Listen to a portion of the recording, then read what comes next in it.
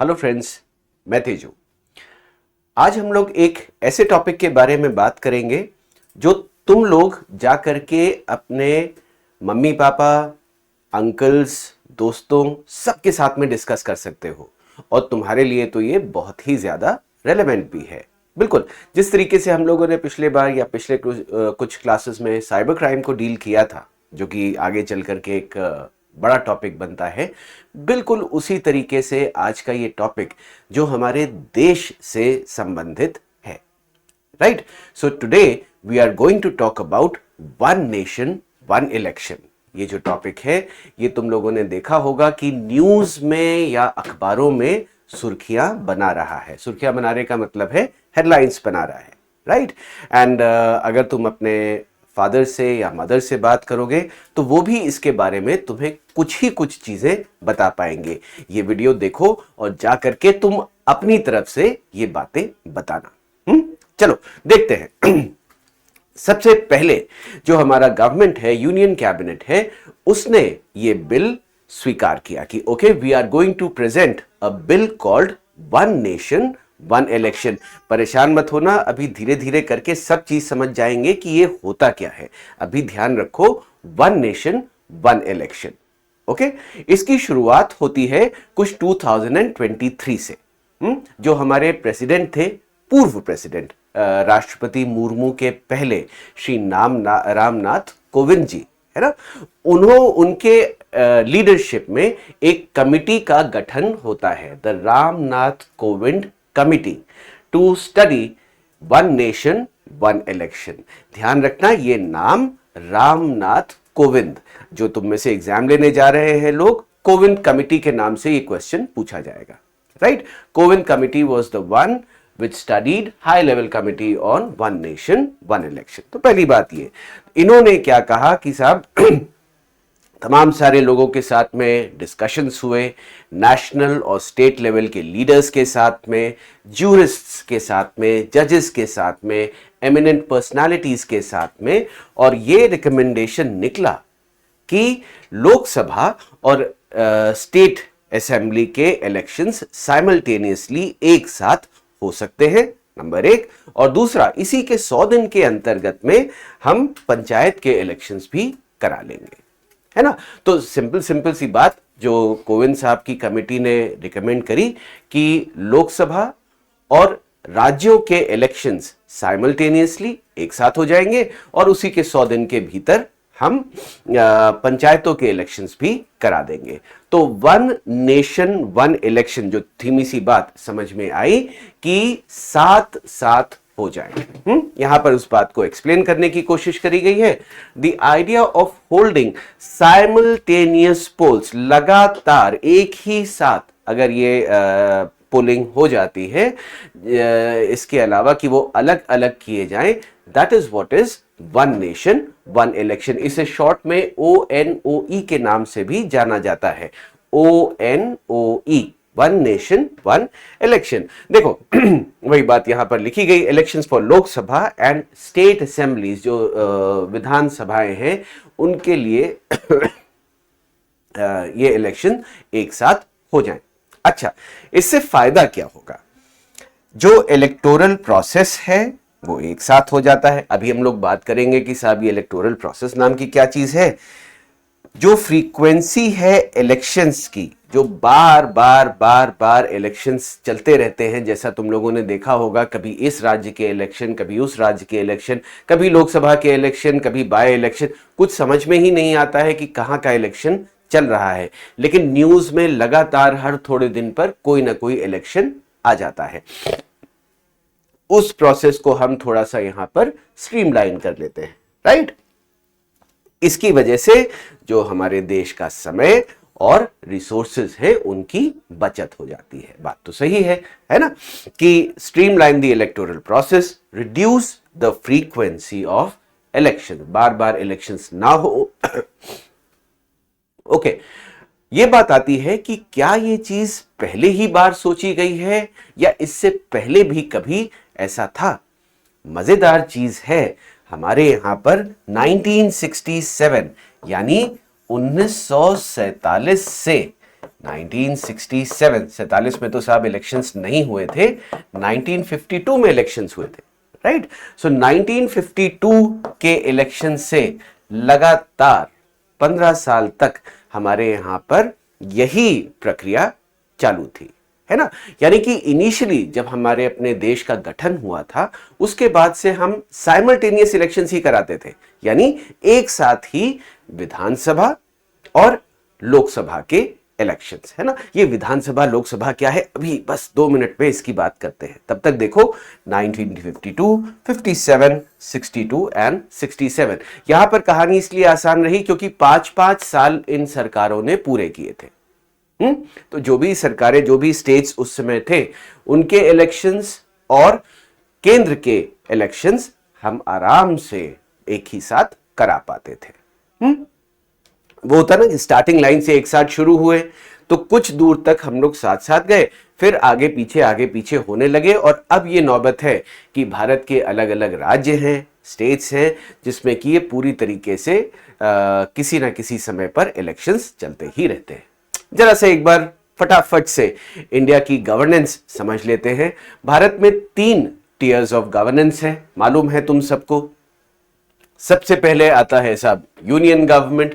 Union government का क्या काम है, एग्जीक्यूटिव, लेजिस्लेचर और जुडिशरी, है ना। कार्यपालिका, लेजिस्लेचर और न्यायपालिका, इनको मिलाकर के साहब ये गवर्नेंस होती है। इलेक्टेड प्राइम मिनिस्टर साहब देश के इंचार्ज होते हैं, जो तमाम सारी चीजों की मिनिस्टर्स और मिनिस्ट्रीज को गवर्न करते हैं। सिर्फ समझने वाली बात है, बहुत छोटी सी। डिटेल में जाना हो तो अपनी बुक्स में जाकर के रोल ऑफ प्राइम मिनिस्टर को चेक कर सकते हो या गूगल कर सकते हो, बहुत आराम से ये चीज तुम्हें पता चल जाएगी। तो the first level of governance, जो सबसे टॉप पर है, अगर उसे ऐसे देखा जाए तो that is the union government, जो पूरे देश के ऊपर सिस्टम चलता है। ध्यान रखना, इसमें केवल गवर्नमेंट नहीं है, इसमें एग्जीक्यूटिव, लेजिस्लेचर। जब हम लेजिस्लेचर की बात करते हैं तो ये पार्लियामेंट आ जाता है ना। और जब जुडिशरी की बात आती है तो जाहिर सी बात है, उसमें सुप्रीम कोर्ट आ जाता है। जो बच्चे तुम लोगों में से ग्रेड 8th या उसके ऊपर है, उन्हें यह बात बिल्कुल सही से समझ में आ जाएगी, राइट। अगला साहब बात हुई स्टेट गवर्नमेंट की, है ना। स्टेट गवर्नमेंट क्या है, looks of the states in particular. बिल्कुल, इसके ऊपर साहब हम लोगों का एक पिछले बार एक क्लास हुआ था, उस पर आप जाकर के बहुत आराम से देख सकते हैं, ढेर सारी बातें बताई गई हैं। Every state government consist of the governor who is chosen by the president. तमाम बार ये सवाल आता है। काउंसिल ऑफ मिनिस्टर्स हैं और चीफ मिनिस्टर उसका अध्यक्ष होता है, right. It looks after the governance of the state. एक बात यहां पर बस पुरानी वाली, 6 राज्य भारत में ऐसे हैं जिनके पास में अपना एक लेजिस्लेटिव काउंसिल भी है, विधान परिषद जिसे हम कहते हैं। ये 6 राज्य कौन से हैं, याद रखना बहुत ही आसान है। एक तो आप ही का राज्य है, एक इसका पड़ोसी हो गया यूपी, बिहार, उसी के नीचे आए तो तेलंगाना और आंध्र प्रदेश आ गया, उसके जरा सा नीचे आए तो महाराष्ट्र और कर्नाटक आ गया, राइट। तो इन्हें याद रखना भी बहुत आसान। यूपी बिहार 2 भाई, तेलंगाना आंध्र प्रदेश दूसरे भाई, महाराष्ट्र और कर्नाटक एक दूसरे के पड़ोसी। तो इस तरीके से साहब ये ये 6 स्टेट्स हैं, ये 6 राज्य हैं जिनके पास में अपना एक विधान परिषद या लेजिस्लेटिव काउंसिल भी है। थर्ड लेयर, 3 टियर की बात हुई थी। पहला वाला यूनियन था, दूसरा वाला स्टेट था, तीसरा लेवल आया पंचायत का, है ना। यहां पर क्या है साहब, ग्राम पंचायत है और पंचायत समितिज है और डिस्ट्रिक्ट काउंसिल, है ना। जिला परिषद, पंचायत समिति और ग्राम पंचायत, थर्ड लेवल या ग्रास रूट लेवल का ये गवर्नेंस। तो 3 टियर ऑफ गवर्नेंस हो गए। यूनियन जो पूरे भारत के लिए बना, स्टेट जो केवल राज्यों के लिए बना, और पंचायत जो बिल्कुल नीचे जाकर के ग्राम पंचायत के लेवल पर काम करता है। अच्छा, इन सभी के लिए हमारे पास है इलेक्शंस, राइट। इलेक्शंस एक बड़ी ही मजेदार सी चीज होती है और एक डेमोक्रेसी के लिए, एक लोकतंत्र के लिए ये बहुत ही बहुत जरूरी। खास बात भारत के लिए देखिए, we are the largest democracy in the world. हम विश्व की सबसे बड़ी लोकतांत्रिक व्यवस्था है। We are the largest democracy in the world. Most populated country, हमारी जो जनसंख्या है वो विश्व में सबसे ज्यादा, क्लोज टू अबाउट और may be more than 140 billion people stay in this country. 140 billion लोगों से अधिक की साहब ये देश, right. Seventh largest country in the world, right. एक बार ये इलेक्टोरल प्रोसेस देख लेते हैं। क्या है साहब? Elections are the most visible symbol, है ना। ये बात हम लोग पहले भी कर चुके हैं, फटाफट से हो जाएगी। They take place every 5 years, हर 5 साल पे, जैसा अभी हम लोगों ने देखा था लोकसभा और विधानसभा के लिए, राइट।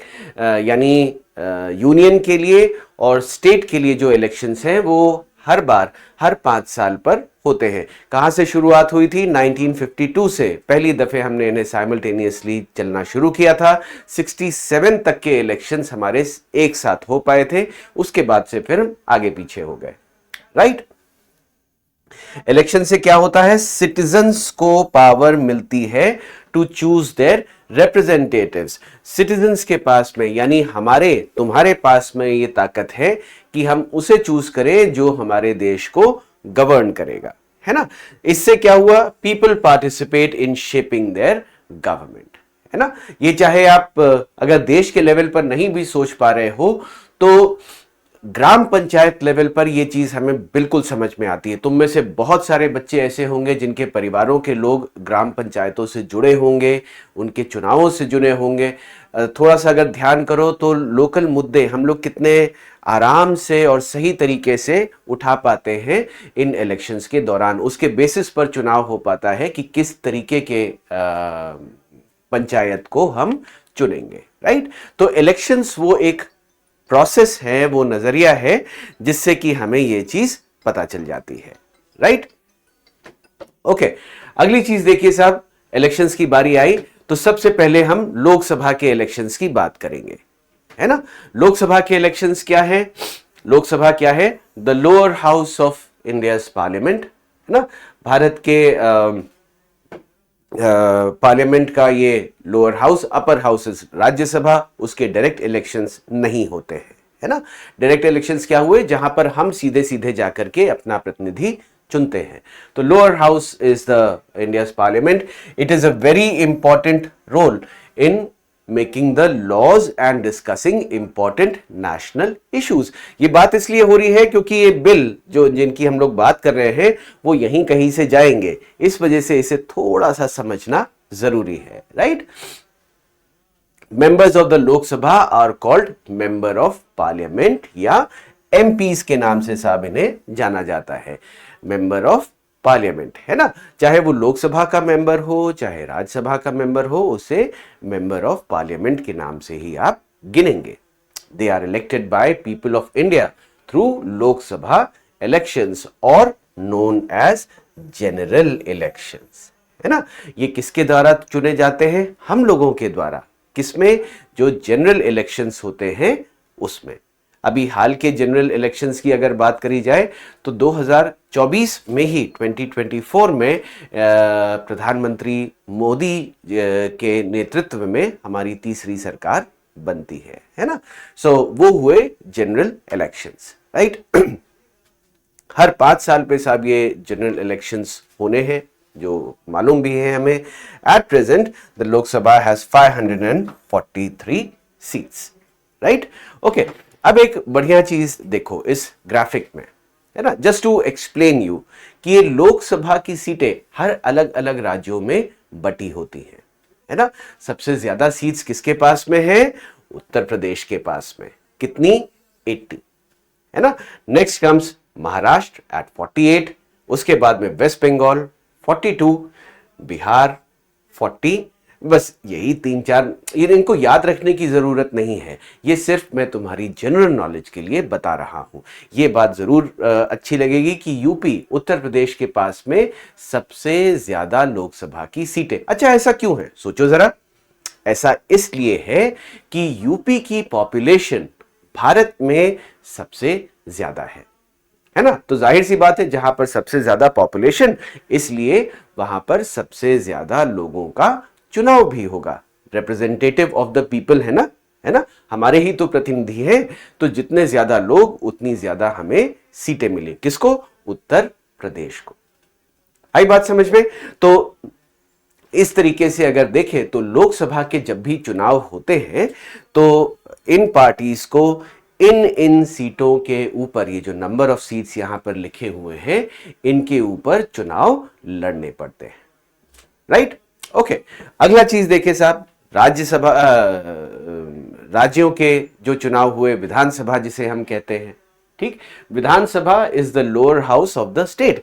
जिस तरीके से लोकसभा की बात होती है, बिल्कुल उसी तरीके से Vidhan Sabha. Right, it plays key role in making laws and discussing important issues of the state. Vidhan Sabha का काम क्या है? अपने राज्य के बारे में सही तरीके के लॉज बनाना और उनके बारे में जो इंपॉर्टेंट इश्यूज हैं उनको डिस्कस करना। इसके जो मेंबर्स हैं उन्हें, जैसा हमें मालूम है, मेंबर्स ऑफ लेजिस्लेटिव असेंबली या MLAs के नाम से जाना जाता है। राइट, इन मेंबर्स को MLA के नाम से जाना जाता है।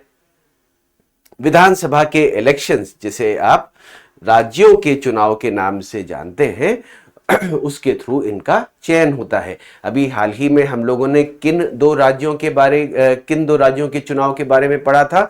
जल्दी से याद करो। करेक्ट, झारखंड और महाराष्ट्र, है ना। तो ये कुछ चुनाव अलग अलग राज्यों में समय समय पर होते रहते हैं, उनकी बात। ये भी आर हेल्ड एवरी 5 years। तो यहां पर कहानी कुछ ऐसी है कि भैया जब हर साल नहीं, हर 5 साल पे चुनाव होने हैं, यूनियन के भी 5 साल पे होने हैं, राज्यों के भी 5 साल पे होने हैं, तो क्यों ना इन्हें एक साथ किया जाए। अब बात समझ में आई? 1 नेशन 1 इलेक्शन। राइट, तो जब उसकी बात होती है तो कुछ इस तरीके से, ऑफ कोर्स इसके चुनाव से जो राज्यों का चलने का तरीका है, जो सरकार चुनी जाएगी, उसके ऊपर एक सीधा सीधा इफेक्ट रहता है। और आखिर में जहां पर बात आई वो है पंचायत इलेक्शंस के ऊपर। ठीक, पंचायत इलेक्शंस में क्या है? The panchayat head is elected directly by the people. Sorry जी, तो जो पंचायत हेड है उसे हम सीधे सीधे इन चुनावों में चुनते हैं। ये भी आर हेल्ड एवरी 5 years। तो 5, 5, 5, ये जो 5 का सिलसिला है ये लगातार चला आ रहा है। इसलिए साहब बात होती है कि क्यों नहीं हम लोग एक साथ इन इलेक्शंस को कराते हैं। अब थोड़ी सी बात समझ में आई। 1 नेशन 1 इलेक्शन का मतलब है कि इलेक्शन का जो प्रोसेस है वो एक साथ चले। एक साथ ही जब हम वोट डालने जाएं तो एक डिब्बे में हम यूनियन इलेक्शंस के लिए डालें और शायद एक ही डिब्बे में हम स्टेट रिप्रेजेंटेटिव के लिए डालें, है ना। और जैसा कोविंद साहब की कमेटी ने सजेस्ट किया है, उसी के 100 दिन के भीतर हम वहीं पर ही पंचायत के इलेक्शंस भी करा लें, जिससे एक साथ होकर के ये चीज निपट जाए। अब इसमें तमाम सारे मुद्दे हैं, चैलेंजेस हैं, जरा सा उनके बारे में थोड़ा सा डिस्कशन कर लें। सबसे पहले इसके फायदे क्या हैं? Key benefits of 1 nation 1 election. तुम लोग जरा सा सोचो तो कुछ चीजें तो तुम ही बता दोगे, क्या क्या फायदे हो रहे हैं। 2 मिनट जरा सा सोचो, तब तक मैं स्लाइड को आगे बढ़ाता हूं।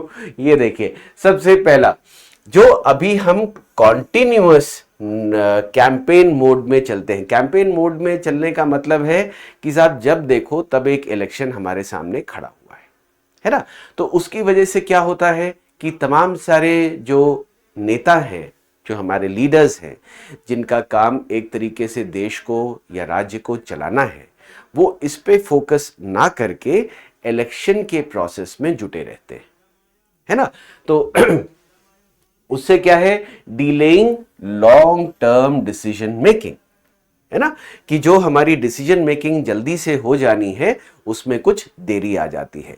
जब ये साथ साथ इलेक्शंस होने लगेंगे तो क्या होगा, स्ट्रीमलाइनिंग ऑफ गवर्नेंस, यानी कि जो आपकी गवर्नेंस है, जो प्रशासन की व्यवस्था है, वो थोड़ी सी स्ट्रीमलाइन हो जाएगी, हमें आसानी हो जाएगी। ऐसा सोचो कि अगर तुम्हें मालूम है कि आने वाले समय में या किसी एक दिन तुम्हारे घर में इतना खर्चा होना है, तुम्हारे कोई चाचा हैं उनके घर में इतना हिस्सा होना है और हमें ही उस चीज को मीट आउट करना है, तो आप उसकी प्लानिंग पहले से कर लेते हैं, है ना, कि जब भैया जब ये खर्चा होना ही है तो एक ही साथ निपटाओ, थोड़ा सा पोर्शन यहां गया वहां गया, एक साथ हमने अपने रिसोर्सेज को यूज कर लिया और पैसे की बचत कर ली, है ना।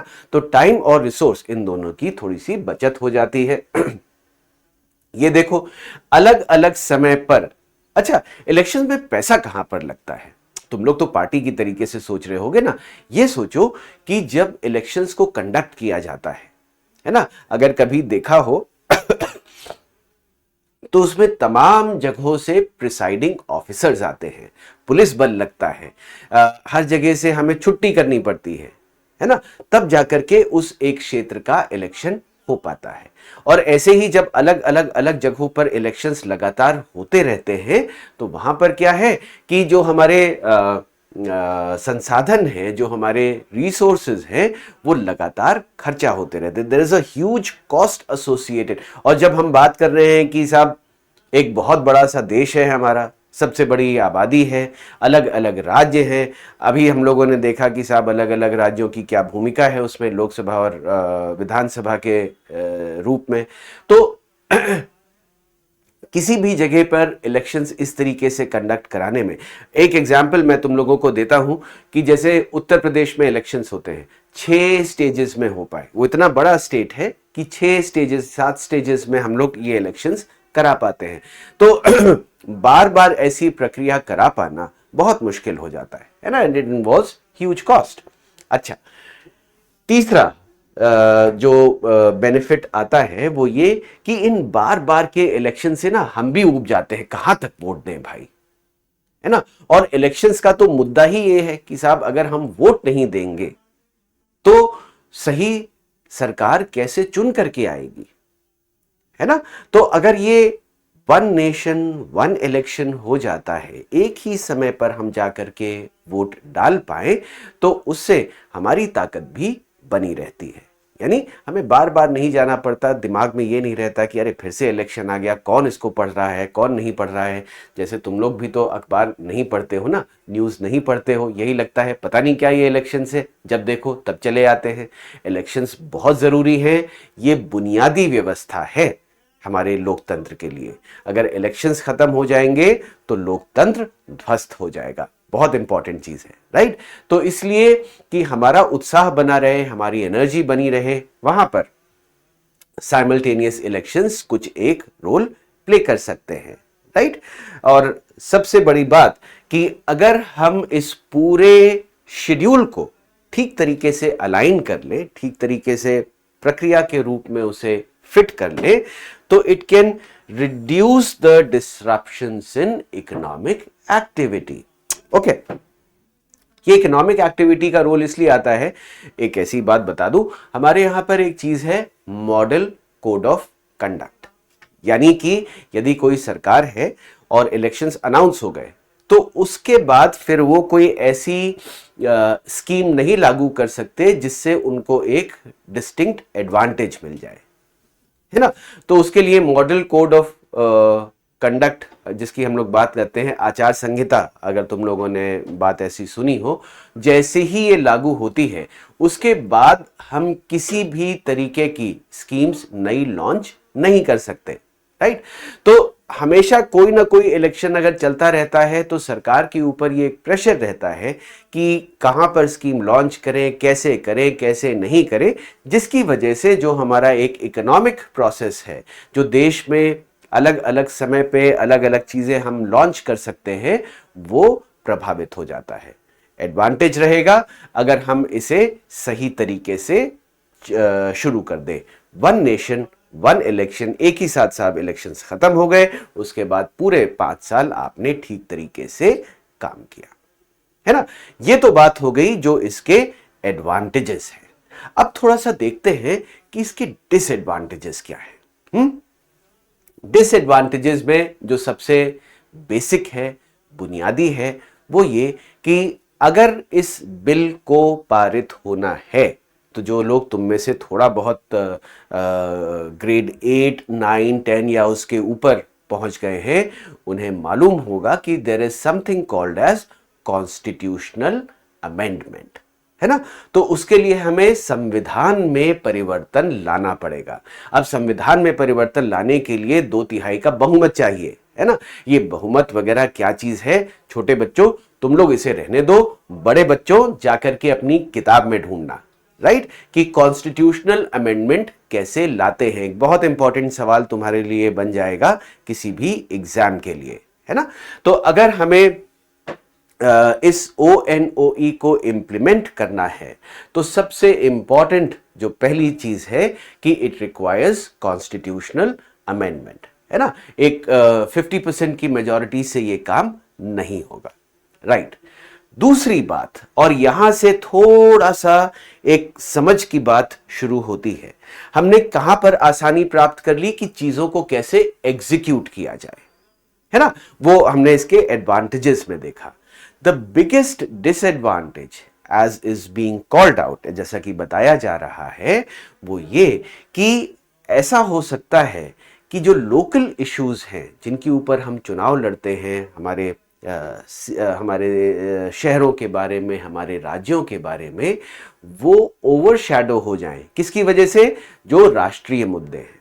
राष्ट्रीय मुद्दे कैसे हो गए? मान लीजिए साहब, मैंने कहा कि अरे हमें तो एक वेरी स्ट्रांग, बहुत सशक्त सरकार चाहिए जो हमारे डिफेंस को ठीक कर सकते। ये राष्ट्रीय मुद्दा हो गया, है ना। लोकल मुद्दा क्या है कि साहब जो हमारे यहाँ की, हमारे प्रदेश की जो चुनौतियां हैं उनको जो राज्य सरकार डील कर सके, हमें ऐसी सरकार चुननी है ना। तो ये दोनों मुद्दे बिल्कुल अलग हैं, लेकिन जो डिफेंस का मुद्दा है वो शायद ओवरशैडो कर पाए। ये मैं सिर्फ एक एग्जाम्पल दे रहा हूं अपनी बात समझाने का, है ना, कि जो राष्ट्रीय लेवल के मुद्दे हैं शायद वो जो लोकल लेवल के मुद्दे हैं उनको ओवरशैडो कर जाए और हम उस चीज के लिए एक गलत प्रतिनिधि या गलत पार्टी का चुनाव कर लें, है ना। तो ये जो शिफ्ट ऑफ फोकस बताया गया साइमल्टेनियस इलेक्शंस की, ये एक छोटी सी तो नहीं, ये एक महत्वपूर्ण प्रॉब्लम हो जाती है, राइट। तीसरा देखिए, India is the world's largest democracy. ये तो हमें मालूम ही है, 970 मिलियन रजिस्टर्ड वोटर्स हैं हमारे पास में, राइट।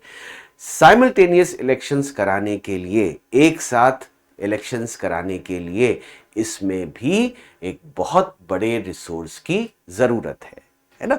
तो जब हम रिसोर्स की बात करते हैं, जो एक मेजर आर्ग्यूमेंट दिया गया कि साहब रिसोर्स बच जाएगा, समय बच जाएगा, पैसा बच जाएगा, तो ऐसा नहीं है कि यहां पर वो चीज बहुत अच्छे से हो रही है, उसमें भी चैलेंजेस आएंगे। जो खास बात है, जो मेजर चैलेंज बताया जा रहा है, जिसके ऊपर तमाम सारा डिस्कशन है, वो है ये शिफ्ट इन फोकस की। राज्यों की जो प्रॉब्लम है, जो बेसिक मुद्दा है, वो चीज थोड़ी सी डिस्टर्ब हो जाती है, मिस हो जाती है ना। तो अब तक हम लोगों ने देख लिया साहब कि 3 टियर ऑफ गवर्नेंस क्या है, इलेक्शंस कहां कहां पर हो रहे हैं, कब कब हो रहे हैं, और ये ONOE, एक साथ वन नेशन वन इलेक्शन का जो कॉन्सेप्ट है वो क्या है, उसके एडवांटेजेस क्या है और उसके डिसएडवांटेजेस क्या है। दोनों को इवैल्यूएट करने पे लगता है ये तो बड़ा ही पेचीदा मामला है, कैसे क्या चीज करी जा रही है। बिल्कुल यही समस्या हमारे लॉ मेकर्स के सामने भी आई, है ना। तो उन्होंने क्या किया कि इस बिल को एक नया चीज, एक नया वर्ड तुम में से कुछ लोग सुनोगे, जॉइंट पार्लियामेंट्री कमिटी के पास में भेज दिया, है ना। फिर से टर्म सुनो, जॉइंट पार्लियामेंट्री कमिटी, है ना। ये देखिए जॉइंट पार्लियामेंट्री कमिटी, ये होता क्या है, थोड़ा सा इसके बारे में भी जान लेते हैं तो ये टॉपिक यहां पर कंप्लीट हो जाएगा। जॉइंट पार्लियामेंट्री कमिटी पार्लियामेंट के द्वारा बनाई जाती है, किस काम के लिए, फॉर अ स्पेशल पर्पस, किसी खास चीज के लिए, कि किसी चीज की खास स्क्रूटनी करनी हो या किसी बिल के विषय में खास तरीके से चिंतन करना हो, है ना। उसके लिए हम एक जॉइंट पार्लियामेंट्री कमिटी बनाते हैं। अभी क्या है थोड़ा सा और देख लेंगे, पहले इतनी बात समझ लो कि ये स्पेशल कमिटी बनाई गई किनके द्वारा, जो पार्लियामेंट है उसी के द्वारा। किस चीज के लिए, कुछ ऐसे बिल या कुछ ऐसे इश्यूज का स्टडी करने के लिए या उनके ऊपर डिस्कशन करने के लिए। ओके, जब बात रखी गई जॉइंट की, सो बोथ द हाउसेस कौन से हुए, लोकसभा प्लस राज्यसभा, है ना। दोनों के ही मेंबर्स इसमें शामिल होंगे, नंबर 1। नंबर 2, रूलिंग पार्टी और ऑपोजिशन दोनों के मेंबर्स इसमें शामिल होंगे, तभी इसका नाम जॉइंट रखा गया है ना। सब लोग आपस में मिलजुल करके आओ, हम एक कमिटी का गठन करेंगे जिसमें हम इंटरनली इस बात को डिस्कस करेंगे, राइट। सो जॉइंट किस तरीके से, लोकसभा और राज्यसभा के मेंबर्स आ गए और रूलिंग पार्टी और ऑपोजिशन इन दोनों के मेंबर्स आ गए, एक बन गई साहब आपकी जेपीसी, राइट। जेपीसी का टर्म निर्धारित होता है जब तक कि ये लोकसभा और राज्यसभा चलेंगे, तब तक साहब, जब तक लोकसभा चलेगी तब तक रह सकती है, या जो काम करने गए उसे इन्होंने खत्म कर लिया। से फॉर एग्जाम्पल इस ONOE बिल को डिस्कस करने के लिए एक जेपीसी बनाई गई, है ना। तो जैसे ही ये अपनी रिपोर्ट सबमिट कर देगी, इसका काम खत्म, जयराम जी की नमस्ते गुड बाय, है ना। जैसे राहुल गांधी साहब कहते हैं ना, सब खत्म जयराम जी की, है ना। तो बिल्कुल उसी तरीके से ये चीज यहां पर जैसे ही काम खत्म हुआ तो ये इसे डिसॉल्व कर दिया जाएगा। ओके, इसके मेंबर्स कौन कौन डिसाइड करता है, is decided by the parliament, है ना। पार्लियामेंट डिसाइड करता है कि जेपीसी का मेंबर कौन कौन बनेगा। नंबर्स जो हैं उसकी गिनती वेरी कर सकती है, मतलब कभी हो सकता है उसमें 10 मेंबर हो, कभी 15, कभी उससे भी ज्यादा, तो ये गिनती जो है वो वेरी कर सकती है, राइट। खास बात, जो इनका रिकमेंडेशन होगा वो सरकार के ऊपर बाइंडिंग नहीं है, राइट। ऐसा नहीं है कि बाय चांस, मैं एक बात कर रहा हूं कि जेपीसी कहे कि हाँ साहब ये ONOE बिल एकदम सही है, तो ये किसी भी तरीके से सरकार के ऊपर, गवर्नमेंट के ऊपर बाइंडिंग नहीं है, या वाइसी वर्सा। यानी अगर जेपीसी कह दे कि नहीं साहब ये ONOE के जो कंडीशंस हैं, रिकमेंडेशंस हैं, ये हमारे लिए सही नहीं है, तब भी अगर गवर्नमेंट चाहे तो उस बिल को दोबारा से पार्लियामेंट में प्रेजेंट कर सकती है, राइट। तो छोटी सी बात अगर हम लोग यहां पर समझे ONOE के बारे में, 1 नेशन 1 इलेक्शन, 3 तरीके के इलेक्शन है साहब हमारे यहां पर, यूनियन के, स्टेट के और ग्राम पंचायत के, है ना।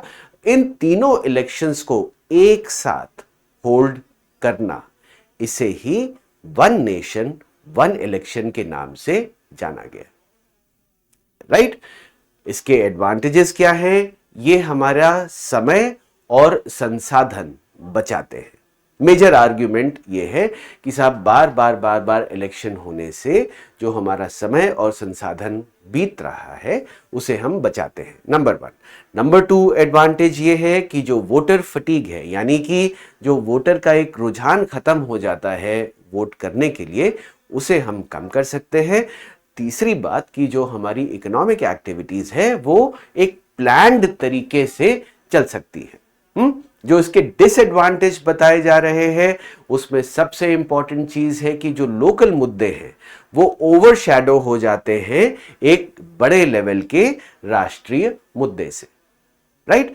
तो अगर कोई ऐसी चीज आ गई जो नेशनल लेवल पे ज्यादा इंपॉर्टेंट है, तो हम लोकल लेवल वाले मुद्दे को साइडलाइन करके उस बड़े मुद्दे के हिसाब से लोकल लेवल पे वोट कर देंगे। यानी बात कुछ और दिख रही है, वोट कहीं और पड़ गया और कहानी गड़बड़ हो गई, है ना। अच्छा, ये चुनाव इंपॉर्टेंट है हमारे लिए, ये बात हमेशा फंडामेंटल, राइट, कि elections are the bedrock of democracy, यानी लोकतंत्र का आधार है इलेक्शंस, सही व्यक्ति को चूज करना, है ना। आई होप ये वीडियो से तुम लोगों को तमाम सारी बातें क्लियर हुई होंगी। क्लास में हम लोग इस पे और भी ज्यादा डिस्कशन करेंगे। Okay, thank you, bye bye, take care.